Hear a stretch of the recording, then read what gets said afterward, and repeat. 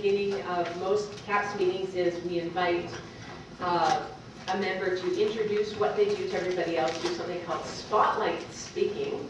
And we have a really great fellow doing that today, and his name's Dan Pelletier. And Dan and I were both speaking at one of Rock Tully's Porridge for the Soul breakfasts. And he was singing this incredible song that moved everybody. And but actually, his background is in medical sales. And yeah, he's the singing medical sales guy.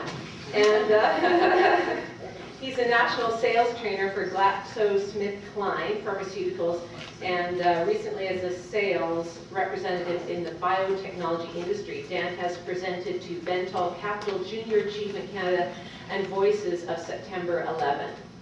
He did an incredible song about September 11. As an aspiring professional speaker, Dan believes that seeing the world through the eyes of a child is one of the great ways to achieve happiness and success.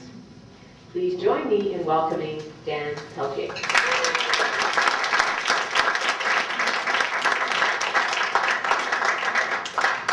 I have to tell you, I had a dream 2 months ago that really illustrates what I want to talk to you about today, as I was stressing out about this presentation.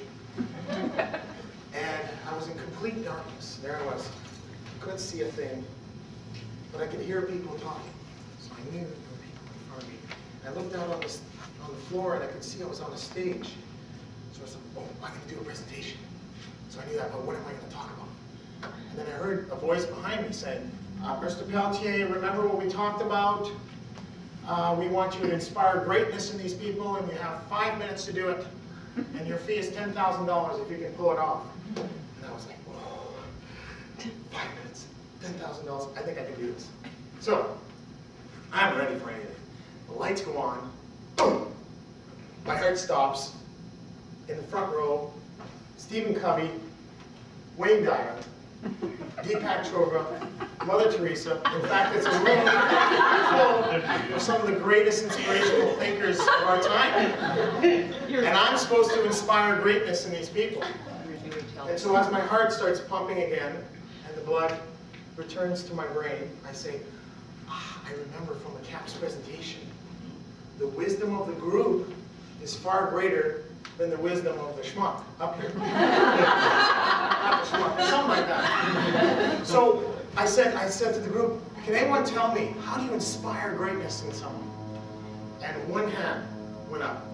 Let me see if you can guess who that was.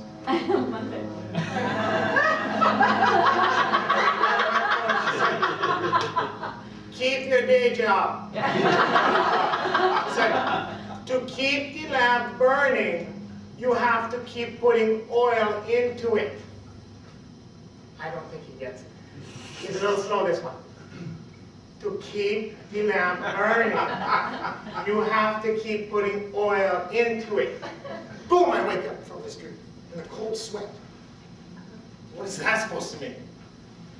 And then I remembered, as professional speakers, me as an aspiring professional speaker, we're lamps, and we shed our light in dark places.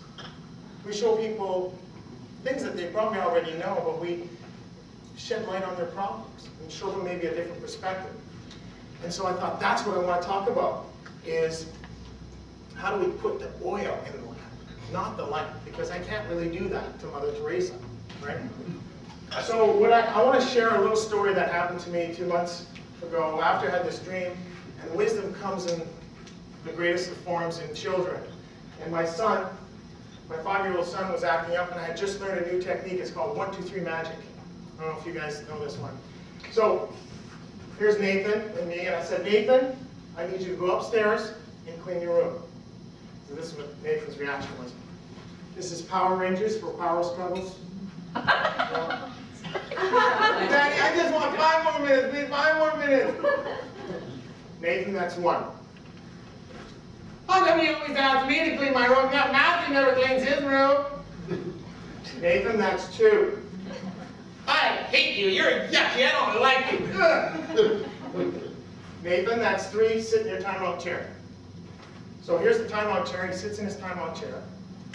I get an egg timer, being the advanced parent that I am.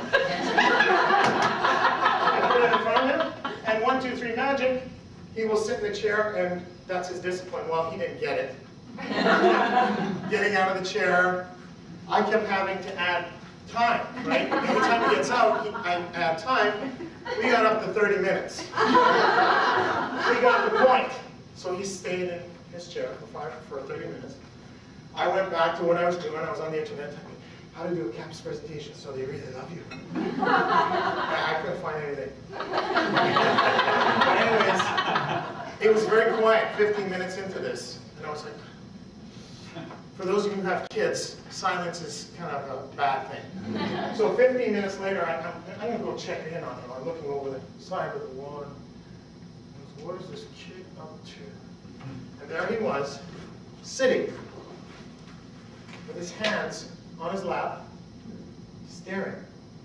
But that's not where I learned my lesson from this wise being. What I learned was this. This is what he did, or what he was doing.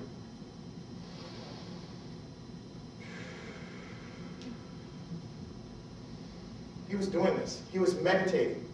And he was doing, I watched him for like a minute. He was doing this. A 5-year-old child. Now, if that's not a reason for me to talk about this, this is what I learned, is we need to take time to breathe. 5 minutes. You need to take a 5-minute time out every day.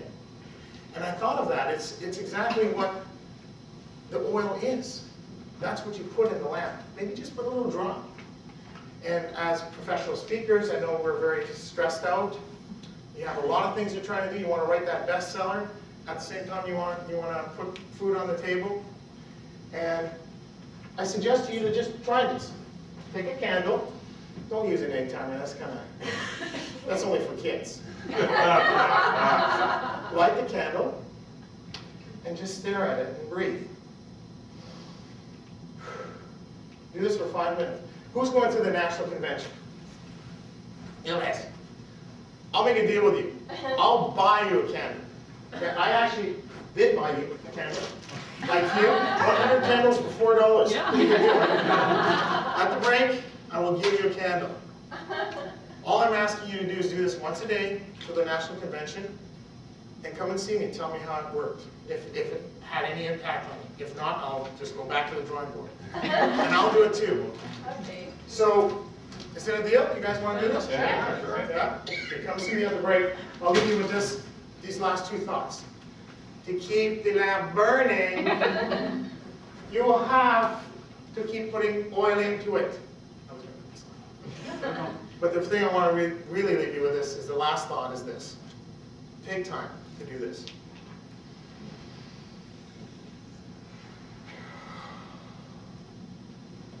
Try it. Thank you.